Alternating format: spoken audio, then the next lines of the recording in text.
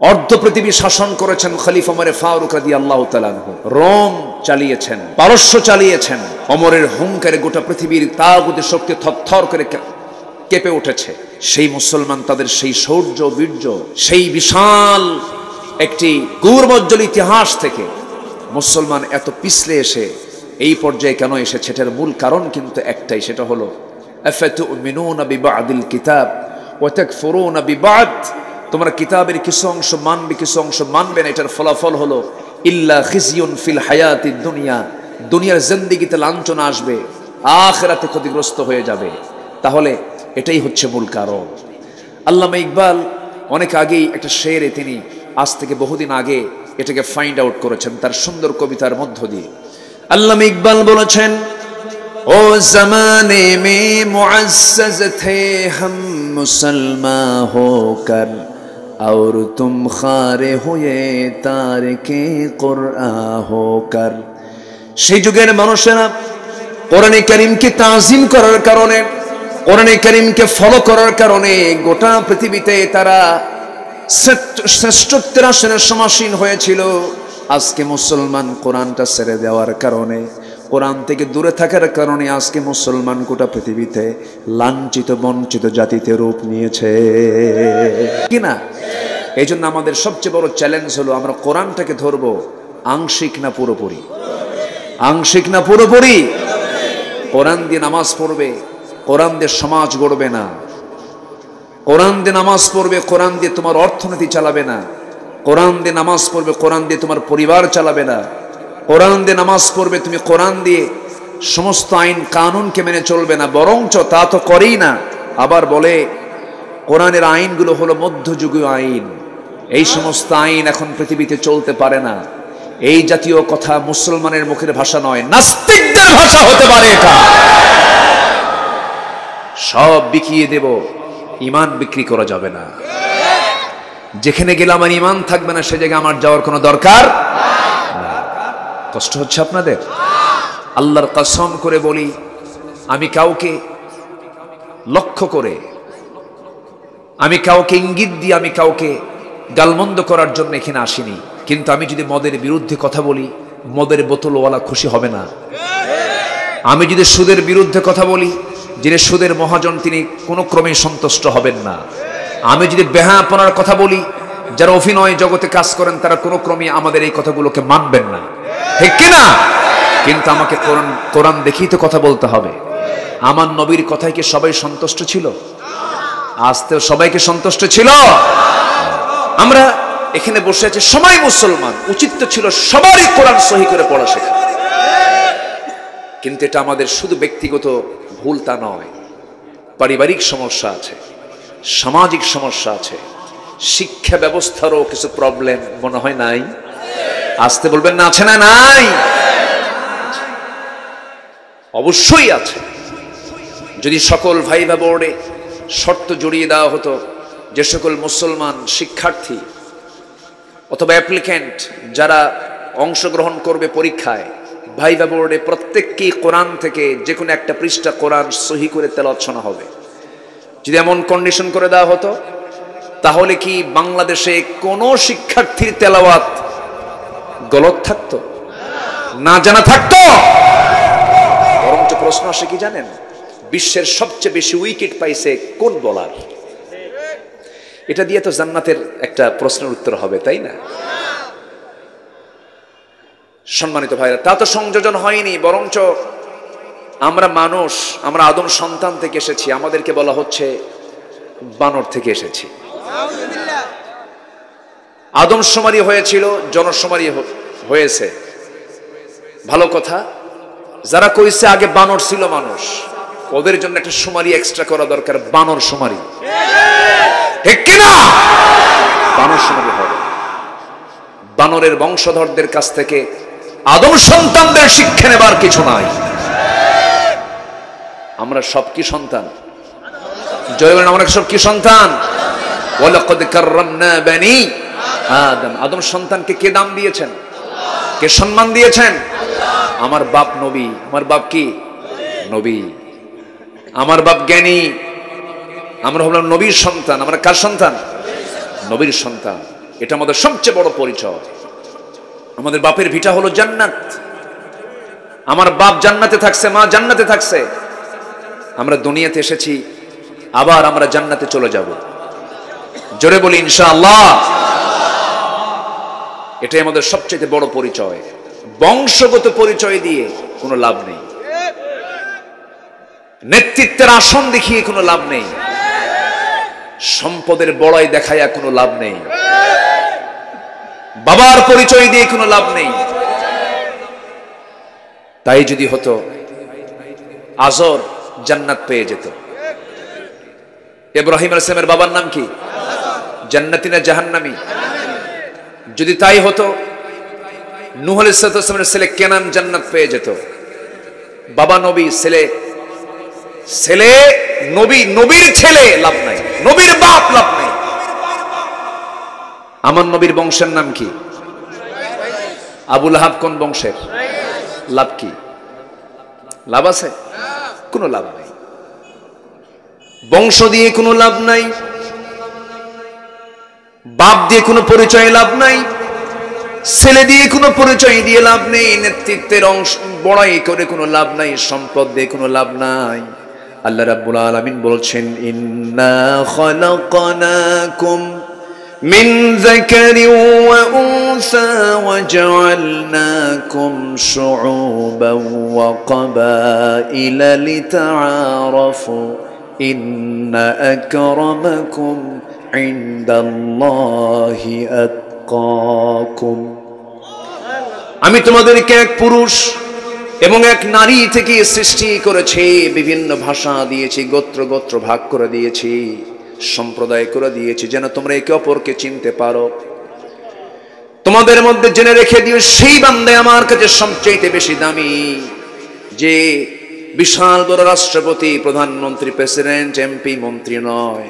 আমার কাছে সেই লোকটাই সবচেয়ে বেশি বড় দামি, যে প্রেসিডেন্ট ভবনের সামনে রাস্তার ফকিরও যদি হয়, সে আমাকে বেশি ভয় করে, সেই বান্দা আমার কাছে সবচাইতে বেশি দামি। জোরে বলুন সুবহানাল্লাহ। আমরা দামি হতে চাই কার কাছে?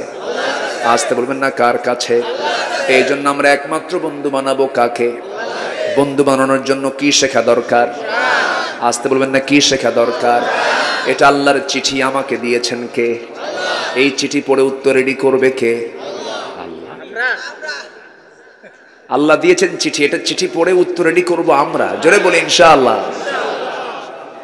আমরা তো রেডি করে ফেলবো, সমস্ত প্রশ্ন উত্তরগুলো আমরা দুনিয়াতেই প্রস্তুত করে ফেলবো, আমলগুলো করে ফেলবো। আমার বন্ধুগণ, বুড়ো চাচার বয়স 60 বছর হয়ে গেছে। বুড়ো চাচাকে যখন বলি, চাচা কোরআনটা পড়েন, নামাজ তো সহি হচ্ছে না, কে বাবা মুখে আসে না। কিন্তু চাচাকে যখন বলি, চাচা বেগমগঞ্জ পৌরসভার সামনে 10 কাঠা জমি আছে আপনার, সেই জমিটার দাগ নাম্বার কত? 83। কি কথা কি বুঝতেছেন আপনারা? চাচা আমার দাগ নাম্বার জানেন। যখন চাচা দেখি নোয়াখালীর জসকোটির বারান্দায় সপ্তাহে 2 দিন ফাইল নিয়ে ঘোরাফেরা করেন, যখন বলা হয় চাচা বুড়া মানুষ, এই জসকোটের বারান্দায় সপ্তাহে 2 দিন করে ফাইল নিয়ে খুব দৌড়াদৌড়ি করেন, কি হয়েছে আপনার? বাবা 10 বিঘা জমির মামলা চলে, এই 10 বিঘা জমির মামলার রায় সামনে হবে। আমার উকিলটি একটু বসে কম, মাঝে মাঝে উকিলকে বুদ্ধি দেই, উকিলকেও বুদ্ধি দিতে পারেন। জমির দাগ নাম্বার তার জানা আছে, কোন জমির দাগ, কোন জমির মাপ, সব তার টনটনা মাথায় সব কিছু আছে। 70-80 বছরের জিন্দেগির জন্য যদি এত কিছুর তথ্যগুলো মুখস্থ থেকে যায়, সর্বনিম্ন যে জান্নাত বান্দাকে দেওয়া হবে 10টা পৃথিবীর মতো একটা জান্নাত, সেই জান্নাতের কি দাগ নাম্বার আছে না নাই? সেই দাগ নাম্বার কোথায় আছে? কোথায় আছে বলেন?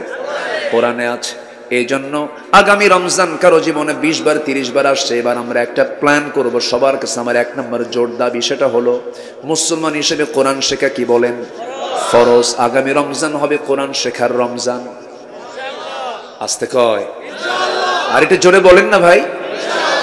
আমি বেলায়েত ভাইকে বলবো, আগামী রমজানে আপনি এই এলাকায় গ্রুপ করে করে কোরআন শেখার জন্য একটা টিম আপনি গঠন করে ফেলুন। জোরে বলি ইনশাআল্লাহ। এটাই একটা বিশাল সফলতার দিক। মাহফিল কবুল হয়ে যাবে। আল্লাহ তুমি এই সুন্দর যে আমরা উদ্যোগ নিতে চাচ্ছি, এতগুলো মানুষ যদি আমরা কোরআন সহি করে পড়তে পারি, এটা আমরা কত দূর এগিয়ে গেলাম। কোরআন আমার আপনার পক্ষে সুপারিশ করবে। জোরে বলি সুবহানাল্লাহ। আমার ভাইয়েরা, আমার বন্ধুগণ, জান্নাতের দাগ নাম্বার আছে কোথায় দেখেন? সূরা কাহফ, ইন্নাল্লাযীনা আমানু ওয়া আমিলুস সালিহাতি কানাত লাহুম জান্নাতুল ফিরদাউসি নুজুলা খালিদিনা ফিহা লা ইয়াবগুনা আনহা হিওয়ালা। জান্নাতের দাগ নাম্বার দেওয়া আছে সূরা মুমিনুনে। 1 নম্বর জান্নাত কারা পাবে?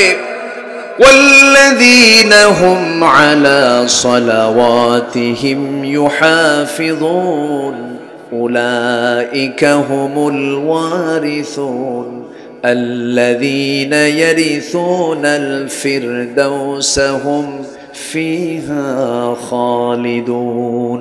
জোরে বলুন আল্লাহু আকবার। নামাজ যারা খুশুর সঙ্গে আদায় করবি, অনর্থক কথা যারা মুখ থেকে বের করবে না, ইমানদারের মুখের কথা হবে দলিলের মতো। দলিল লিখতে যেমন দলিল লেখক বারবার চিন্তা করে লেখে, দলিলে যদি কোনো ভুল দাগ নাম্বার তোলে দলিল টিকবে নাকি, তেমন ইমানদারের মুখ হবে দলিলের মতো। দলিল লিখতে যেমন বারবার চিন্তা করে লিখতে হয়, একজন ইমানদারের মুখের জবান হবে দলিলের মতো। মুখ থেকে অযাচিত কোনো কথা বের হবে না। যারা যাকাত ঠিক মতো দিবি, যারা লজ্জাস্থানের হেফাজত করবি, যারা আমানত ঠিক রাখবি, ওয়াহাদিহিম রাউন, যারা ওয়াদা ঠিক রাখবে, অঙ্গীকার ঠিক রাখবে, যারা নামাজটাকে সুন্দর করে যত্ন করে আদায় করবে, আল্লাহ বলছেন এই সমস্ত বান্দার জন্য আমি আল্লাহ জান্নাতুল ফিরদাউসের ওয়ারিস তাকে বানাইয়া দেব। সবাইকে জান্নাত পেতে চাই নাকি? সবাইকে জান্নাত পেতে চাই নাকি? সামনে রমজান আসতেছে, রমজানকে কাজে লাগাবো। 1 নম্বর কি শিখবো আমরা বলেন? একটা মেসেজ কিন্তু আমি আপনাকে দিয়ে দিলাম, এটা মাথায় রাখবেন। আপনি আব্দুল্লাহ আল আমিন নগণ্য গোলাম এই পরামর্শ দিয়ে গেছে, কাজে লাগবে একদিন।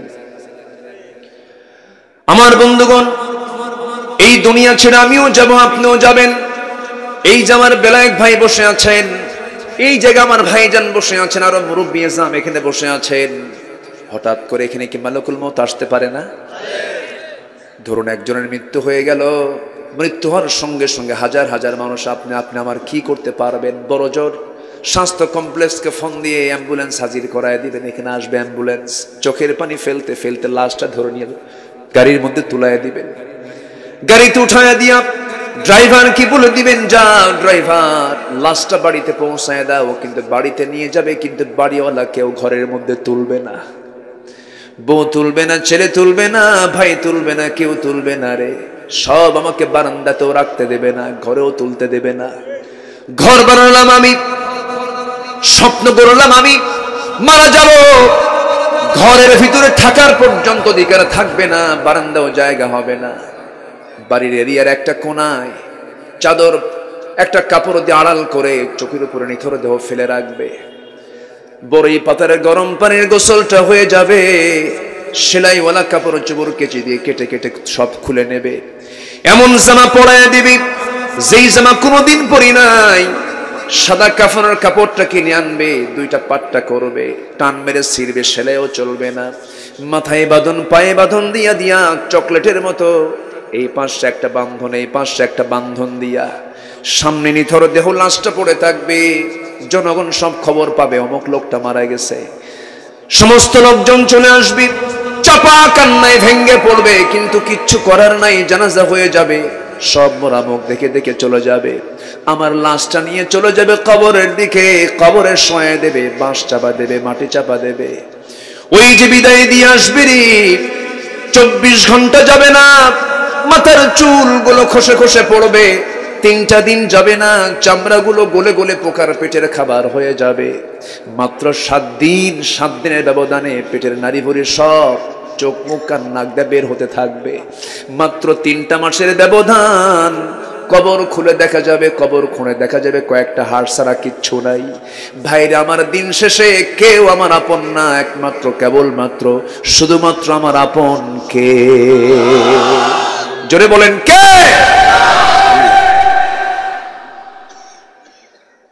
মিছে এই অভিনয় নাটকের মঞ্চে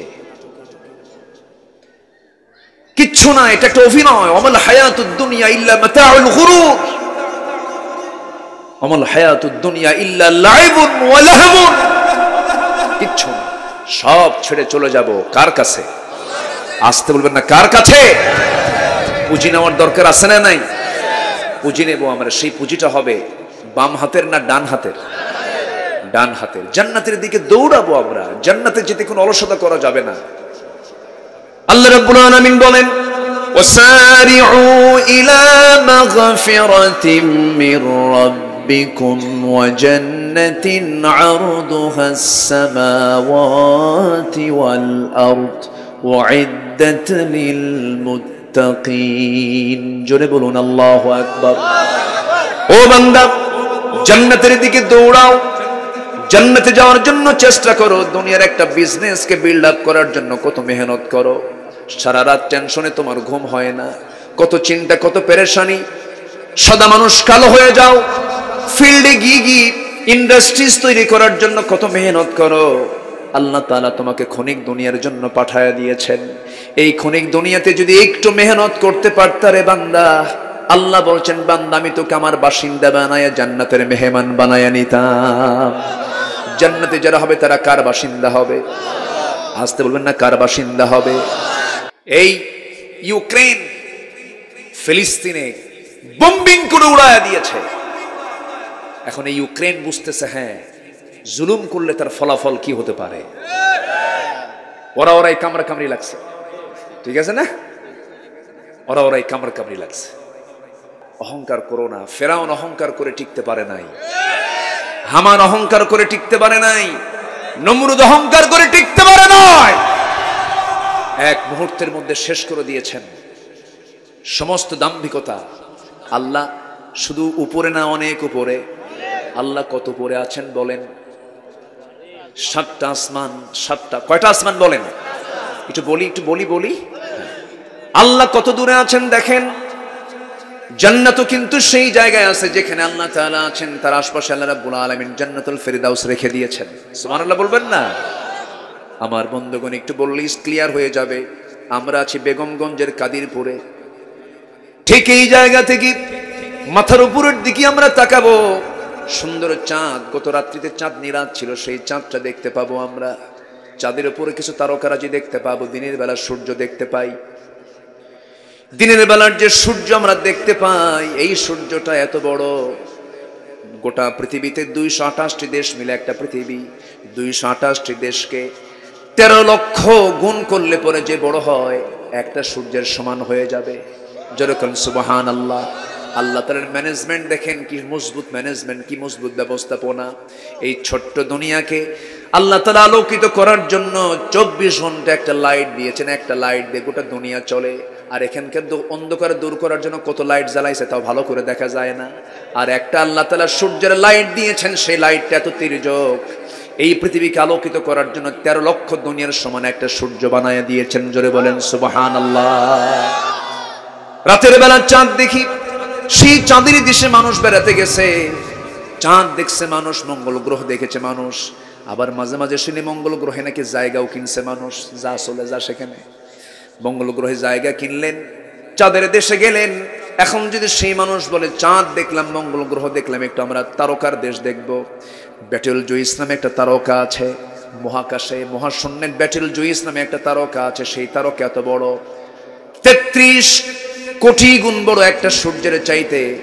33 কোটি গুণ সূর্য একদিকে রাখলে পরে একটা তারকার সমান হয়ে যায়। যেরকম সুবহানাল্লাহ। একটা তারকা, এরকম একটা দুইটা তারকা নয়। সেই মহাশূন্যে মহান রব্বুল আলামিন এক একটা গ্যালাক্সির ভিতরে 50 বিলিয়ন করে তারকা রেখেছেন। 50 বিলিয়ন। আল্লাহু আকবার। 1 বিলিয়ন সমান হলো 100 কোটি। 50 বিলিয়ন তারকা এক একটা গ্যালাক্সির মধ্যে আছে। আমার বন্ধুগণ, এক একটা গ্যালাক্সিতে এরকম পরিমাণ তারকা আছে। যদি কোনো বান্দা মনে করে আমি একটু তারকার দেশ বেড়াতে যাব, সবচেয়ে নিকটবর্তী তারকার নাম হলো প্রক্সিমা সেন্ট্রাই।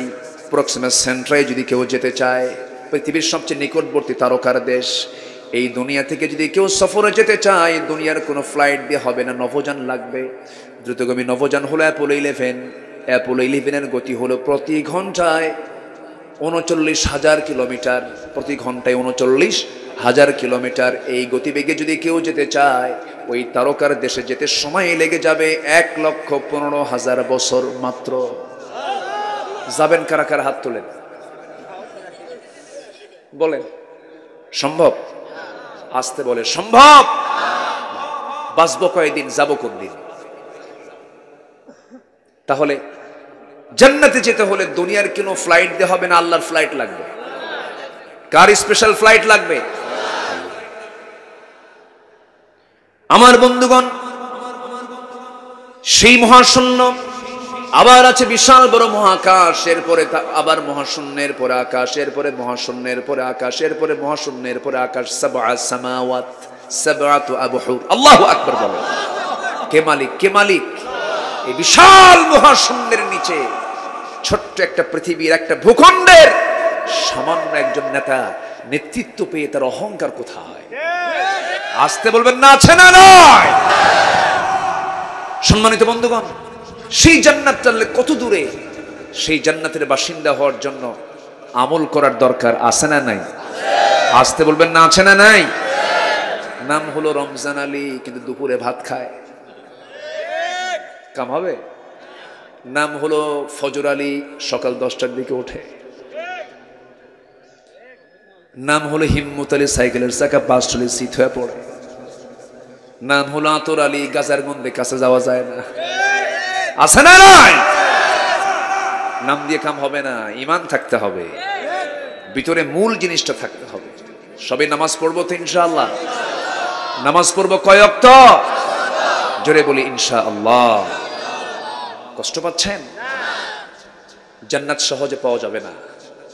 জান্নাত পেতে হলে মেহনত লাগবে, পরীক্ষা দিতে হবে।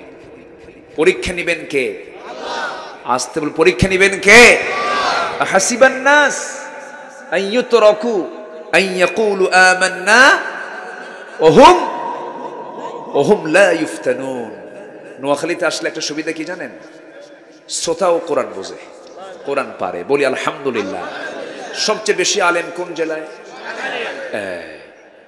এখানে আসলে দুর্বল কোন আলেম আসলে ধরা খেয়ে যাবে, একদম শ্রোতা ধরে ফেলবে, খুব চৌকস। নোয়াখালী খুব চৌকস, খুব মেধাবী, গোটা দেশের সমস্ত আলেমদের নেতৃত্ব দেয় নোয়াখালী। আলহামদুলিল্লাহ বলবেন না? নোয়াখালী নাই কোথায়? গোটা পৃথিবীর সব জায়গায় আছে। এমনি গল্প শুনি, আমেরিকাতে এক নোয়াখালী, তাকে প্রশ্ন করেছে ক্যালিফোর্নিয়ার একজন, ভাই আপনার বাড়ি কোথায়? নোয়াখালী। বলতেছে এটা আবার কোথায়? কি ইনসাইড ক্যালিফোর্নিয়া। কি কথা কি বুঝতে মানে নোয়াখালী প্রচন্ড মেধাবী মানুষ। আলেম হতে হলে মেধার দরকার, আছে না নাই বলেন? বাংলাদেশের যত বড় বড় মাদ্রাসা, আমার হোম ডিস্ট্রিক্ট হচ্ছে বগুড়া। বগুড়া গভর্নমেন্ট সরকারি মোস্তফা বি আলিয়া মাদ্রাসা, কামিল মাদ্রাসা। বাংলাদেশের 3টা মাদ্রাসা সরকারি, এটা ঢাকা আলিয়া, আমি ঢাকা আলিয়ার ছাত্র ছিলাম। গভর্নমেন্ট আলিয়া বগুড়া আর সিলেট আলিয়া, এই 3টা মাদ্রাসা গভর্নমেন্ট। এই বগুড়ার গভর্নমেন্ট আলিয়ার প্রতিষ্ঠাতা প্রিন্সিপাল ছিলেন নোয়াখালী। কি কথা কি বোঝা গেল? সব জায়গায় আলেমদের নেতৃত্ব দিচ্ছে এখন পর্যন্ত নোয়াখালী। বলি আলহামদুলিল্লাহ। আমি নোয়াখালী আসলে আমার দিলটা ভরে যায় জানেন। এই এলাকার পুকুরগুলো পর্দা করে। কেমনে?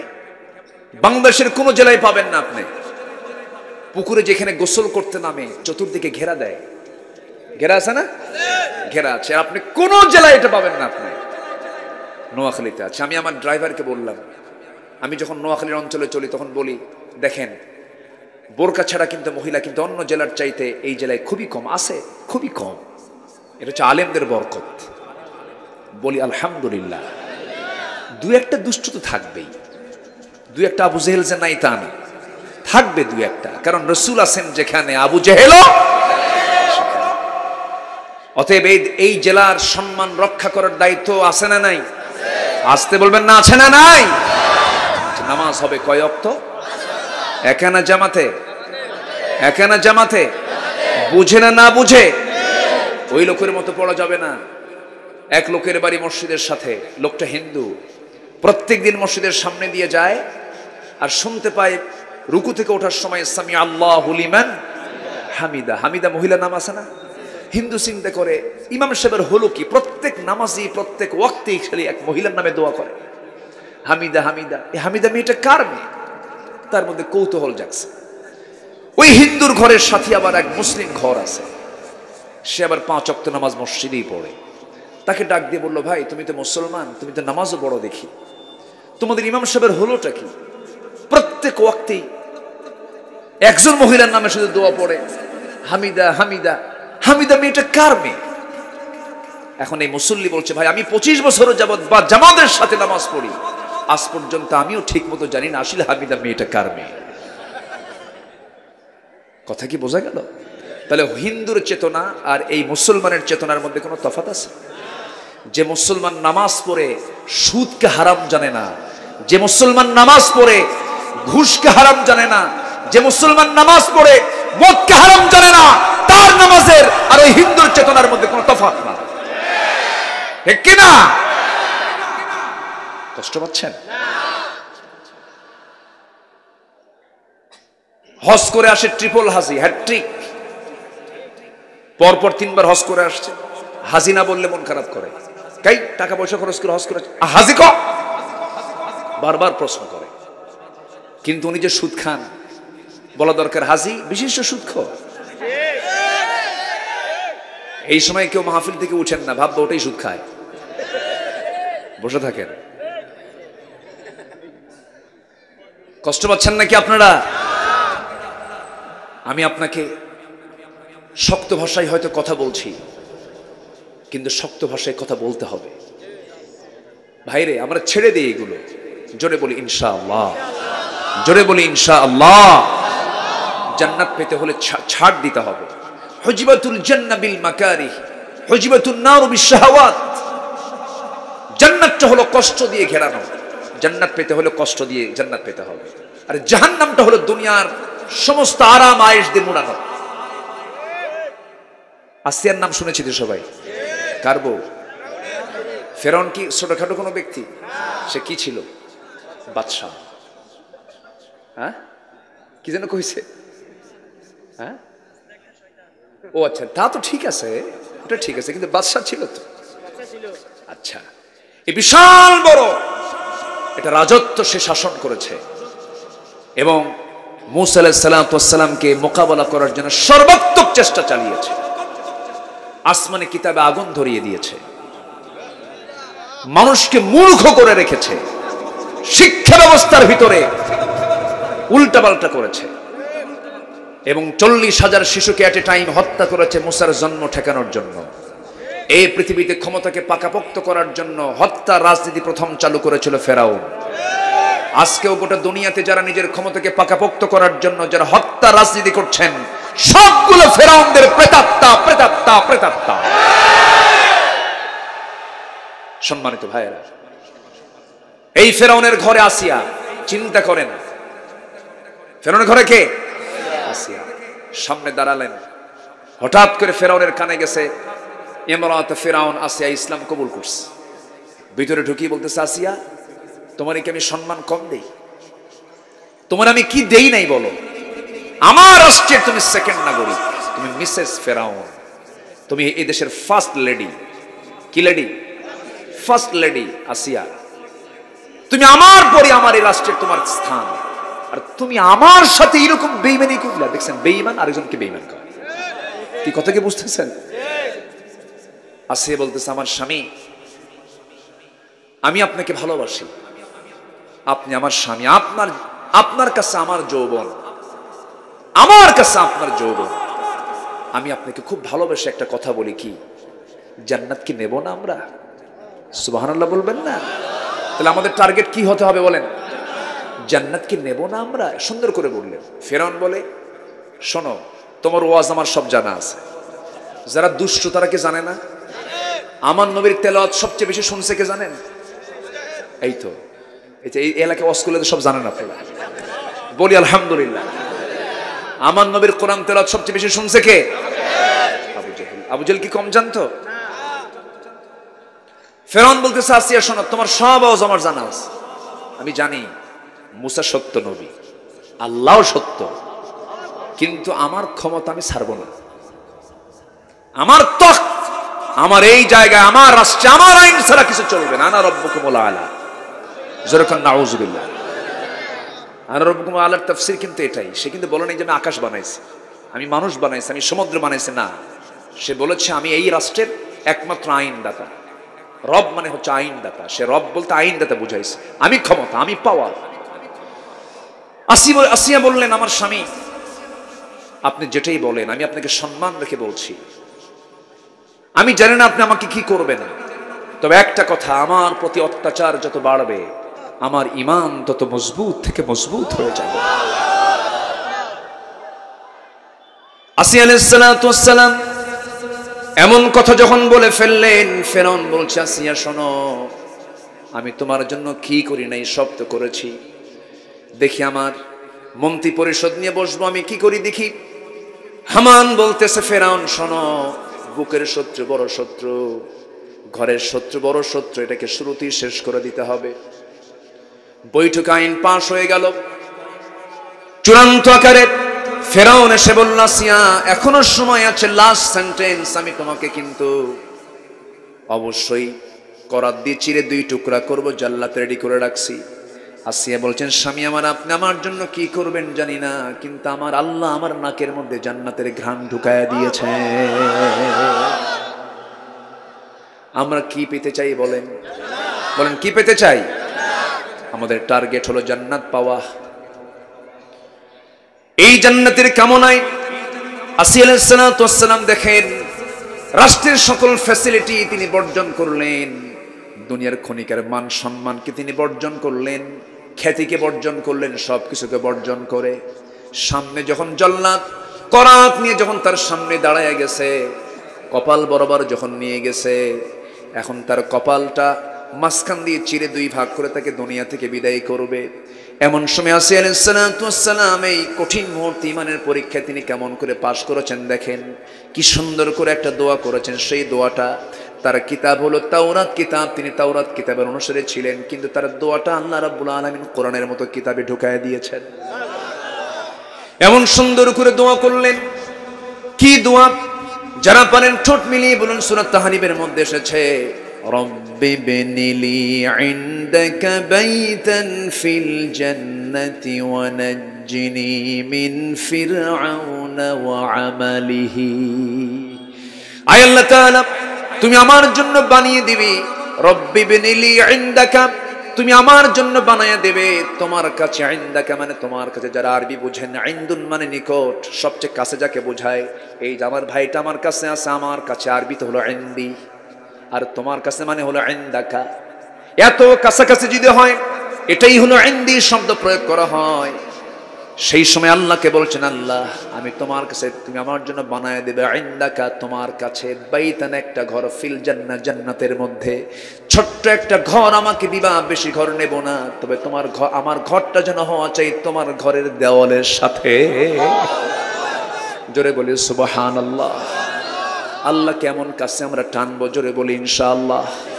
আল্লাহ বলেন, বান্দারে তুই যখন ওযু বানায়া নামাজে দাঁড়াস, তুই বান্দা আমাকে দেখতে পাস না, কিন্তু আমি তোকে দেখতে পাই রে বান্দা। তুই আমার সামনে যখন দাঁড়াস নামাজে, আমি তোর সামনে দাঁড়ায়া তোকে দেখি। বান্দা যখন 1 হাত আল্লাহর দিকে আগায়, আল্লাহ তার দিকে 10 হাত আগান।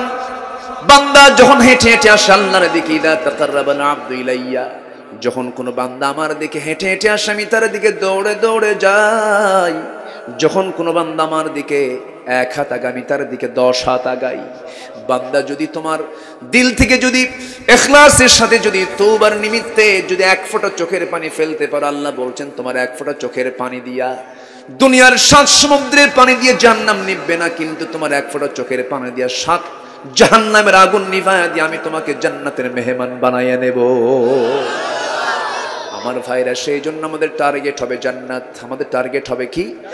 জান্নাত। জান্নাত পেতে হলে আল্লাহর কাছ থেকে পুরস্কারটা নিতে হবে। আল্লাহ বলছেন, বান্দারে 7টা কাজ করো, আমার কাছে আসো, আমি তোমাকে আমার নিজ হাতে তোমাকে পুরস্কার দেব। যেরকম সুবহানাল্লাহ। মূল আয়াতের দিকে আমরা চলে আসি আস্তে আস্তে করে। আল্লাহ রাব্বুল আলামিন বলেন, والذين يجتنبون كبائر الإثم والفواحش وإذا ما غضبوا هم يغفرون والذين استجابوا لربهم وأقاموا الصلاة وأمرهم شورى بينهم ومما رزقناهم ينفقون। জোরে বলুন আল্লাহু আকবার। আল্লাহ রাব্বুল আলামিন বলছেন 7টা কাজের 1 নাম্বার কাজ হলো যারা পাপকে যারা ছেড়ে দেবে, পাপকে যারা বর্জন করবে, পাপকে যারা নিয়ন্ত্রণ করবে। আমি যদি এখানে প্রশ্ন করি, কার জীবনে পাপ নাই এমন কেউ হাত তুলতে পারবেন নাকি? পাপ ছাড়া কোনো লোক আছেন নাকি? পাপ তো থাকবে, কিন্তু অপরাধের মধ্যে কিছু মাত্রা আছে। ধরুন আপনাকে কেউ একটা থাপ্পড় মেরেছে, এটা একটা অপরাধ। আপনাকে কেউ লাঠি দিয়ে বাড়ি মেরে হাত ভেঙে দিয়েছে, এটা একটা অপরাধ। তার চাইতে ছোট না বড়? আবার আপনাকে এমন ভাবে মারলো, রক্তাক্ত করে আপনাকে দুনিয়া থেকে বিদায় করলো, এটা অপরাধ। 3 অপরাধ কি একরকম নাকি? 3 অপরাধের শাস্তিও একরকম নাকি? তেমনি দুনিয়ার জিন্দেগিতে আল্লাহর দৃষ্টিতে বান্দার কিছু দোষ আছে। আল্লাহ বলছেন, শোনো বান্দা, কিছু কিছু দোষ আছে, সেই দোষের দিকে আমি আল্লাহ তাকাবই না, কিন্তু কিছু কিছু দোষ আছে, সেই দোষকে আমি আল্লাহ কখনো ক্ষমা করব না। আসুন সেগুলো একটু জানবো। মহিলা সাহাবী আমার নবীর কাছে এসে কান্দে, হাউমাউ করে কাঁদতেছে। রাসূল বলেন, মহিলা কান্দো কেন হুজুর? আমি জিনা করে ফেলেছি। আমার নবীজি বলেন, না তুমি জিনা করো নাই। না হুজুর আমি জিনা করে ফেলেছি। না তুমি করো নাই। না হুজুর আমি জিনা করে ফেলেছি। না তুমি করো নাই। রাসূল এই জন্য তাকে না বললেন, কারণ জিনার জন্য সাক্ষী লাগে 4 জন। কয়জন? 4 জন। তার কোনো সাক্ষী নাই। তিনি বলেন, ইয়া রাসূলুল্লাহ, আপনি যতবার আমাকে বলবেন আমি ততবার আমি নিজেই নিজের অপরাধের রাজ সাক্ষী। আমি জিনা করে ফেলেছি, আমি বিবাহিত নারী, আমার উপরে কি আইন হবে সেটা আপনি কার্যকর করুন, কারণ আমি আখিরাতের লাইনে থাকতে চাই, ইমানদারের লাইনে, জিনাকারের লাইনে থাকতে চাই না। সুবহানাল্লাহ বলবেন না? আমার নবীজি বললেন, মহিলা পেটে সন্তান আসছে? হ্যাঁ, যাও, সন্তান ডেলিভারি না হওয়া পর্যন্ত কোনো কথা নেই। মহিলা বলছেন, হুজুর আমি যে বাঁচবো তার গ্যারান্টি কি? রাসূল বললেন, আমি তো কিছু গ্যারান্টি দিতে পারবো না, যাও, তবে দোয়া করি তোমার জন্য। চলে গেলেন, চোখের পানি ফেলে ফেলে সেজদায় পড়ে পড়ে কেঁদে কেঁদে তওবা করছেন। সন্তান ডেলিভারি হওয়ার 2 দিন 3 দিন 4 দিন পর নয়, মাত্র 1 দিন পর নবীর কাছে হাজির হলেন। হাজির হয়ে বলছেন, ইয়া রাসূলুল্লাহ, সন্তান তো ডেলিভারি হয়ে গেছে, আপনি আমার উপর আইনটা কার্যকর করে দেন। নবীজি বললেন, সন্তান জীবিত না মৃত? জীবিত। হাউলাইনি কামিলাইন, যাও, সন্তানকে তোমার দুধ পান করাতে হবে, কারণ তোমার সন্তানের হক তোমার স্তনে আছে, দুধ খাওয়া, যাও। মহিলা বলছেন, হুজুর আমি যদি না বাঁচি কিছুই করার নেই, তোমার সন্তানকে দেখতে হবে, যাও, আমি তোমার জন্য দোয়া করে দিচ্ছি। আমার নবীর সময় আসামি ভুল করেছে, আসামি ধরার জন্য কি পুলিশ লাগলো? আসতে বলে জেলখানার দরকার হলো? আসামি নিজেই হাজির হয়ে গেল বিচারপতির সামনে। আর এখন আসামি তো খুঁজে পাওয়া যায় না, আবার আসামি ধরতে গেলে আগে ফোনও দেয়, ভাই আমরা আসতেছি, একটু লুকায় থাকেন। এরকম আছে না নাই?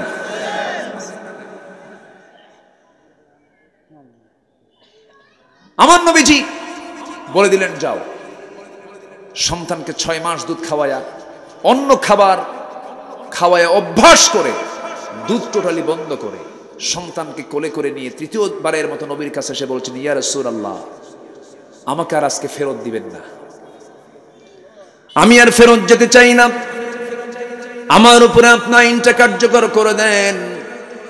এই যে সন্তান আমার বুকের দুধ ছাড়াও বাঁচতে পারবে।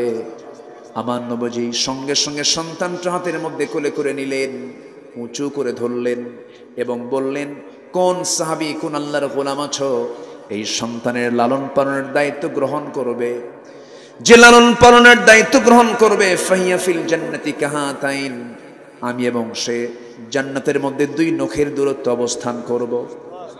কয়েকজন সাহাবী দৌড় মেরে আসলেন, একজনকে কোলে তুলে দিয়ে একজনের হাতে তুলে দিয়ে বলছেন, হে সাহাবীরা এই মহিলাকে নিয়ে যাও, বুক পর্যন্ত পুঁতে রেখে পর্দার নিয়ম রক্ষা করে বুক পর্যন্ত পুঁতে রেখে পাথর মেরে তাকে শেষ করে দাও। বিধানটা কার? আসতে বলবেন না, বিধানটা কার? এই বিধানে যদি কেউ একটু নেগেটিভ চিন্তা করে তার কি ইমান থাকবে নাকি? আমার নবীজি অর্ডার দিয়ে দিলেন। হযরত আলী রাদিয়াল্লাহু তাআলা আনহু সেই সময় তাদের সামনে ছিলেন। সাইয়েদনা আলী যখন পাথর মারছিলেন মহিলাকে লক্ষ্য করে, সেই সময়ে মহিলার শরীর থেকে ফিঙ্কি দিয়ে কিছু রক্ত এসে তার হাতে এসে লাগলো। নাসিকা কুঞ্চিত করলেন, নাক শিকায় তুলে মনে মনে চিন্তা করছেন, নাপাক রক্ত গায়ে লাগলো। নবীর সামনে গিয়ে বলছেন, হুজুর আমরা যখন তাকে পাথর মারছিলাম কয়েক ফোঁটা রক্ত আমার হাতে এসে লেগেছে, এই নাপাক রক্ত আমার গায়ে লাগলো। রাসূল বলছেন, ও আলী তুমি কার রক্তকে নাপাক রক্ত বলো? তুমি কি জানো ওই মহিলার রক্ত জমিনে স্পর্শ হওয়ার পূর্বে আল্লাহ তাআলা তাকে জান্নাতের মেহমান বানায় নিয়েছে। আমার ভাইয়েরা, গুনাহ করেছি, মাফ চেয়ে নেব কার কাছে? আল্লাহর কাছে। আমার নবীজি বললেন, আলী যা বলেছে বলো, ছাড় বলার দরকার নাই। ওই মহিলার জানাজার আয়োজন করো। জানাজা কেউ পড়াবেন, আমি রাসূল নিজেই তার জানাজার দায়িত্ব পালন করব। নবীজি নিজে জানাজার নেতৃত্ব দিলেন। জানাজার শেষান্তে আমার নবীজি বললেন, ও সাহাবীরা এই মহিলা জীবনের শেষ সময় পর্যন্ত যে পরিমাণ তওবা করেছে, এই তওবা যদি এই মদিনার 70 জন গুনাহগারদের মাঝে যদি বন্টন করে দেওয়া হতো, 70 জনকে মাফ করে আল্লাহ তাআলা 70 জনকে জান্নাত দিয়ে দিতেন। আমার ভাইরা, সেই তওবার রাস্তা খোলা আছে না নাই? আসতে বলবেন না, আছে না নাই? আছে। তওবার রাস্তা খোলা আছে। আমরা মেহেরবানি করি, যত গুনাহ করেছি প্ল্যান করবার জীবনে কোনো গুনাহ করব না। আল্লাহ বলছেন যারা গুনাহকে নিয়ন্ত্রণ করবে, আল্লাযীনা ইয়াজতানিবুনা কাবাইরাল ইসমি, বড় বড় গুনাহ যারা ছেড়ে দেবে, বড় বড় গুনাহকে যারা বর্জন করবে, আল্লাহ রাব্বুল আলামিন আরেক জায়গায় এই আয়াতের তাফসীর আরেক আয়াতে এসেছে, ইন তাজতানিবু কাবাইরা মা তুনহাউনা আনহু নুকাফির আনকুম সাইয়্যাতিকুম ওয়া নুদখিলকুম মুদখালান কারীমা। তুমি যদি বড় বড় কবিরা গুনাহগুলো ছেড়ে দাও, তোমার জীবনে ছোটখাটো গুনার দিকে আমি আল্লাহ নিজেই তাকাবো না, তোমাকে সমস্ত গুনাহগুলো মাফ করে আমি তোমাকে সম্মানজনক জান্নাত আমি তোমাকে দিয়ে দেব। এই জন্য আমাদের সবচেয়ে বড় চ্যালেঞ্জ কবিরা গুনাহগুলো ছেড়ে দেওয়া। কবিরা গুনাহগুলো কি কি? 3টা গুনাহ। একটা হাদিস এসেছে 3টা গুনাহ। আলা উনাব্বিউকুম বিআকবারিল কাবাইর, আমি কি তোমাদেরকে বড় বড় কবিরা গুনার কথা বলবো নাকি? রাসূল এবার বললেন, 1 নম্বর হলো আল ইশরাকু বিল্লাহ, নাম্বার 2 হলো উকুকুল ওয়ালিদাইন, নাম্বার 3 হলো কাউলুজ জুর, নাম্বার 1 হলো আল্লাহর সঙ্গে শিরিক করা, নাম্বার 2 হলো পিতামাতার সঙ্গে নাফরমানি করা, খারাপ আচরণ করা, নাম্বার 3 হলো বেহুদা কথা মুখ থেকে বের করা। এই 3টা বড় বড় গুনাহ মনে হয় আজকের সমাজে নাই। আসতে বলবেন না, আছে না নাই? আজকের সমাজে শিক্ষার হার বেশি না কম? শিক্ষার হার কম না বেশি? বাপ মার সেবার হার?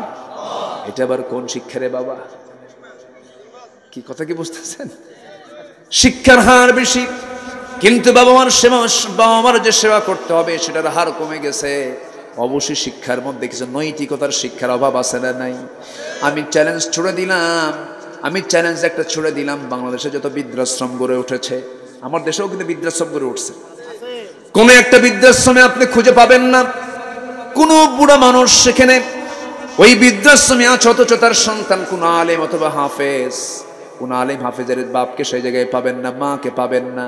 সেই জায়গায় পাবেন সেই সমস্ত সন্তানদের বাপ মাকে যারা কোরআন হাদিস না পড়ে অন্য জ্ঞানী হয়েছে, কিন্তু ওই সমস্ত সন্তানদের বাপ মাকে সেই বৃদ্ধাশ্রমে খুঁজে পাওয়া যায়। ঠিক কিনা? ভুল করেও সন্তানের শিক্ষাদানে ভুল করা যাবে না, নিজে বিপদে পড়তে হবে।